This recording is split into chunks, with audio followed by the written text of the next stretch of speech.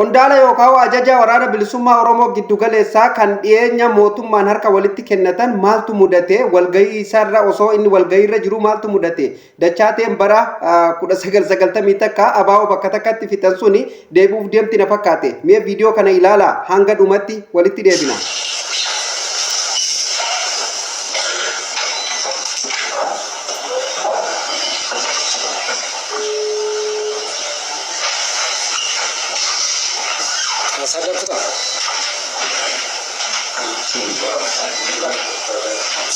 Maaltu mudate moo maal akkanatti ilaaluu jira jaallatanii dhugaa baay'ee kutamee jira waan ta'eef rakkoo hamaatu jira jechuudha. Akkam jirtu daawwattootaaf kabajamtoota Oromaan viidiyoon kun dheeraadha gaa'ii addaanin kuti ani waanuma xiqqoon irraa muree isinii fide jechuudha viidiyoon kun dheeraadha. Jaalsanyiin yookaan ajaja waraana bilisummaa Oromoo giddu galeessaa kan ta'e dhiyeenyatti gara mootummaatti harka kennatee kan gale jechuudha waraana keessaa kan gale osoo walgahii irra taa'aa jiranu akkasumallee ibsa miidiyaaf kennaa jiranu rakkoo gurguddootu isa mudate jedhamaa jira. I don't know wanni sun waan taate hamma ammatti waan qulqulleeffadhee fi waan adda baafadhe hin qabu hamma nageessee fi hamman fuula isaatii fi haala inni yeroo san keessa jiru irraa hubadheetti rakkoo wayitu jira jechuudha. Rakkoon ta'e kun garuu qaamaan isa bira gahamuu baatte yaaliin isa kana waa godhu yookaan isa kana lubbuu isaatiif jechuu balleessuuf yaalii akkasiiti kan irratti geggeeffamee akka haasamaa jirutti illee namoonni baay'een akka gama keessootiin haasaa jirutti jechuudha. Fakkeenya yaaliin ajjeechaa akkuma tana dura Jawaar Mohaammed irratti wanti akkasii sun geggeeffame jechuudha. Isarratti illee waan akkasii san tarkaanfii fudhatu barbaadanii na fakkaate.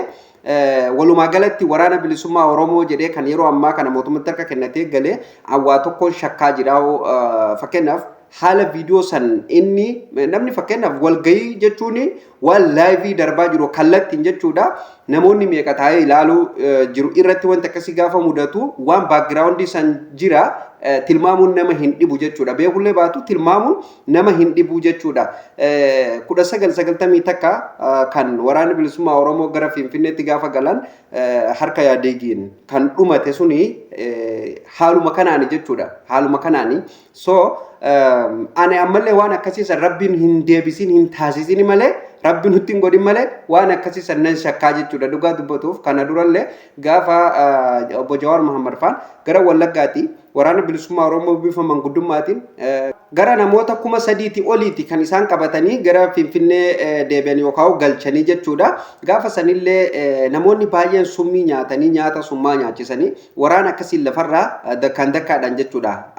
Ammallee wanti sun rabbi nutti hin deebisin malee dhugaa rabbi ani hin deebiti hin shakkaa jechuudha. Maaliif yoomiyyuu jechuudha diinni Oromoo ciisee hin bulle beekadha. Hayyuun keenya waan takka nu dhaame beeka diinni nuuf hin rafne jedhe ammallee obbo Jawaar Mohaammed ammallee rabbi urii adeeressu maal jedhee ture seenaa isaa keessatti jechuudha waan tokko kanan hin dagannetu jira. Diinni keenya ammallee diinni Oromoo hin rafne gaafa raftan jee diina booda rafaa diina dura hirriibaa kaa jedhe argitanii dubbiin kun bar waa hedduu of keessaa qaba laalame ilaal.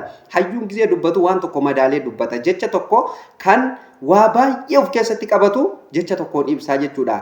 Diina booda rafaa je eega isaan si dura rafan booda rafaa jedhe akkeessattuu waa meeqa argita yoo ija qabaatte sammuu qabaatte jechuudha. Garuu gaafa kaatu ati sila isa booda raftee mire gaafa kaatu isa dura hirriibaa ka'ee jedhe laal osoo inni hin kaane si galee.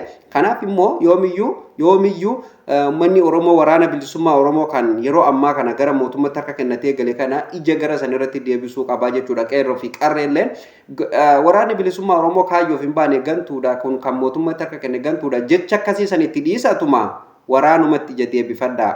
Ijoolleen mootummaa kanatti harka kennattilleen ijoollee diinaatii miti ijoollee alaa dhuftee miti ijoollee makaan kee barataaf barattuu kalee mirgi isii dhiibamee waan barbaadu dhabdee gara bosonaa hireen isii gara bosonaa gootee bosonatti deemteetu har'a hanga xiqqollee taatu ifa tokko argitellee arguu baattu gaafa ajajaan kan kee ajajaan waraanaa tokko yookaan ati waraana gaafa ajajaan kan kee waan kana godhi jedhu dirqama goota jechuudha. Namoonni isa jala jiran suni dirqama godha sana booda wanni sun ta'ee fi ta'ullee baatu fudhatuun dirqama jechuudha. Yoo ta'ee fi fuuldura isaa bal'isee karaa dheeraa daandii dheeraa waliin deemuu danda'a. Yoo mootu ta'uuf baate gara boodatti keessaa deebuun suni kan isaati. Garuu immoo eega ergaan gubbarraatti darbe ajajaan waraana isaanii eega itti ergaa dabarsee ergaa san hojiirra oolchuun dirqama waraanaatti jechuudha. So kanumaaf ijoollee galte kana akka diinatti ilaaluu dhiisnee akka alagaatti ilaaluu dhiisnee akka firaatti akka obboleessaatti ilaaluutu nurra jiraata jechuudha. Dabalataanii waraana kana keessa akkuma gantuulleen jirtu kan sabaaf hadoodus jira, kan sabaaf yaadus jira, kan dhugumatti rakkoon itti jabaatteetuma gara mootummaa kanatti dhufees jira siigalee. Kanaaf immoo hunduma walitti qabnee gantuudha yoo jenne kana duraatu mee nuuf gaa Oromootiyyaa namuma keenya namuma hayyuma keenya saba ofiitiif jedhee kan waa meeqa dalagu gantu jennee yeroo baay'ee olola akkasiisan otoo dhiisanii namarraa hafee baay'ee gaariidha. Ijoollee qaqqaalii meeqatu jecha kanaan diinatti galaa ture jechuudha. So kanaaf wanti kun hafeetuma mee waraana bilisummaa Oromoo kan gale kana akka gurra kennitaniif qeerroof qarreen hundi keessanuu akka gurra itti kennitan jaalsanyiin fayyattii miti jechuudha kan akkanatti ija babaasaa jiru jechuudha. Haaluma isin viidiyoo irratti argaa jirtan kanaan daawwattoota kiyya baay'ee ija babaasaa jira. Wayi ofirraa gadi eegaa jira. Alaan rakkoo ta'e waan ta'eef rakkoo wayi alatti uumamtee jirti jechuudha. Namni wal qabaa jira, wacamaa jira, sigalee wacaa jira. Namni alaa waan ta'eef rakkoo wayi uumamtee jirti jechuudha. Rakkoo uumamte san qaamallee wanni sun jechuun qaamalleen as baasanii ifaan ifatti mul'isullee baatanii maal akka taate yaadaanuu namaaf galti. Waraanni bilisummaa Oromoo bakka hundaa diina qaba. Kan biraa dhiisii Oromummaanuu kan isaan hin feennetu jira jechuudha. Keessafuu waraanni mootummaa kan yeroo ammaa kana biyya bulchaa jiru irra guddaan parsantaan 85 abaa'oo hin fedhu. Serious kun dhugaa jirtu hin fedhu jechuudha. So kanumaaf mee gurra kara san deebisaa Oromoo gurra kara san deebifadhaa. Ilmaan keessan ilmaan sunillee nama biraa hin seenaa ilmaan keenya obboleeyyan keenya obboleetti teenya tocha keessa jira obboleeyyan keenya achi keessa jira ka biyya bulchaa jirulleen qaamuma keenya haa ta'u aangoo keessatti immoo obboleessa fi obboleetti waan hin jirree fi kana kursii irratti kun obboleessa kun obboleetti jechuun hin jiru jechuudha. Kanaaf mee ijaa fi gurrallee Oromoon gara san deebifatuu qabdi jechuudha.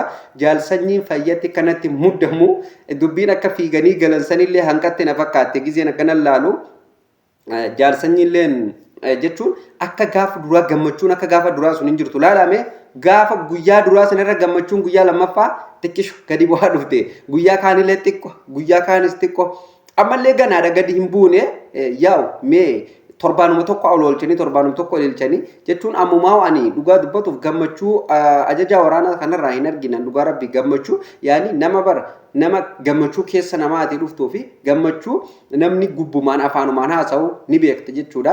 Nama kanaan yeroon akkanatti taa'ee ilaalu dirqamumatu waan kanatti fide malee dirqamumatu gara mootummaa kanatti harka kennatutti isa geessi malee namni kun waan jaalatee gara mootummaatti illee harka kennate ani natti hin fakkaatu dhugaa rabbiiti. Hundaafuu daawwattoota kiyyaa mee waan tahamuu fi waan godhamu hundaayyuu kanuma waliin ilaallu ta'a akkasumallee kanuma waliin arginu ta'a jechuudha. Waan dhufaati rabbi haa qajeelchu rabbi waliin haa galchu.